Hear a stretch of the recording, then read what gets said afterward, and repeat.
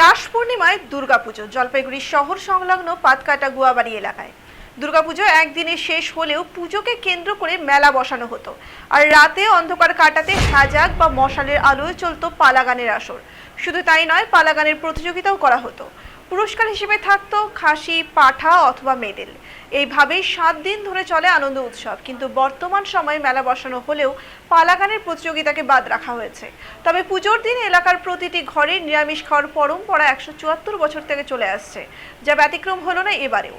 রাস পূর্ণিমায় দুর্গাপুজো শুনতে একটু অবাক লাগলেও জলপাইগুড়ি শহর সংলগ্ন পাতকাটা গুয়াবাড়ির পুজোকে কেন্দ্র করে আজ শুক্রবার সকাল থেকেই বাসিন্দাদের মধ্যে উৎসাহ উদ্দীপনা ছিল চোখে পড়ার মতো, যা সুদন দেউনিয়ার দুর্গাপুজো বলে এলাকায় খ্যাত। স্থানীয় বাসিন্দারা জানান, এটা সুদন দেউনিয়ার পারিবারিক পুজো ছিল, কিন্তু কালক্রমে পুজোর দায়িত্ব এখন এলাকার বাসিন্দারাই নিয়ে থাকে।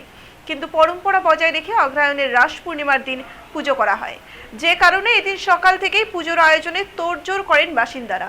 স্থানীয়দের বক্তব্য, সেই 1850 থেকে 51 সালের ঘটনা। জোরদার ভয়দেব রায় অগ্রহায়ণ মাসের এই পুজো শুরু করেছিলেন। ঠিক কেন এই অসময় দুর্গাপুজো, সেই বিষয়ে সঠিক কোনো কারণ জানাতে পারেননি তার বংশের বর্তমান বংশধররা।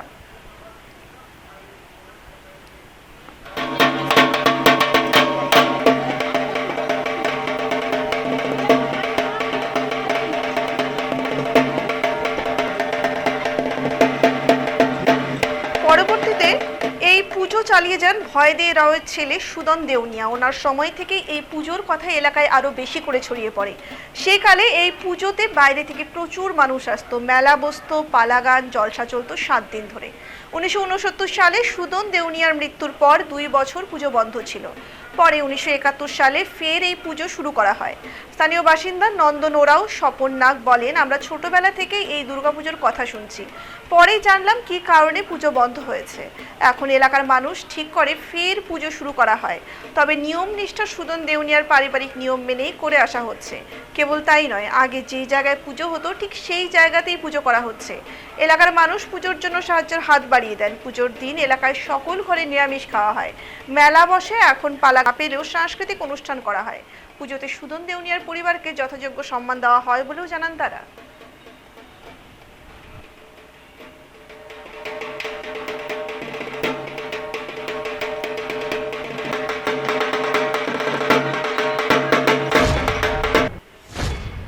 আমাদের এবছর 202তম পুজো চলছে। আর কি পুজোটা? এটা হচ্ছে আমাদের রাস পূর্ণিমা উপলক্ষে এটা দুর্গাপূজা হয়। এই পুজো মানে ইতিহাস কি? হ্যাঁ, এই পুজো 1850 সালে ভয়দেব রায় দেউনিয়া, মানে আগে আমাদের এই এলাকা দেউনিয়া ছিলেন, উনি এই পুজোটা শুরু করেন 1850 সালে। তারপরে উনি যতদিন জীবিত ছিলেন পুজো চলছিল। চলার পরে উনার ছেলে তোমার হচ্ছে সুদন রায় দেউনিয়া, উনি এই পুজোটা চালিয়ে যান। যাতে উনিও যখন মারা যান, তারপরে আমাদের সেকেন্দ্রনাথ রায় ওনার ছেলে এই পুজোটা আবার শুরু করেন। শুরু করার পরে চলছে।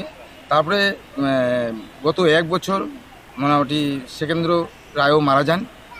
তারপরে আমরা এই পুজোটাকে পাতকাটা গুয়াবাড়ি সার্বজনীন দুর্গাপূজা হিসেবেই সবাই মিলে একসাথে পালন করছি। আজকে এই বছর 202তম পুজো দুর্গাপূজা হচ্ছে।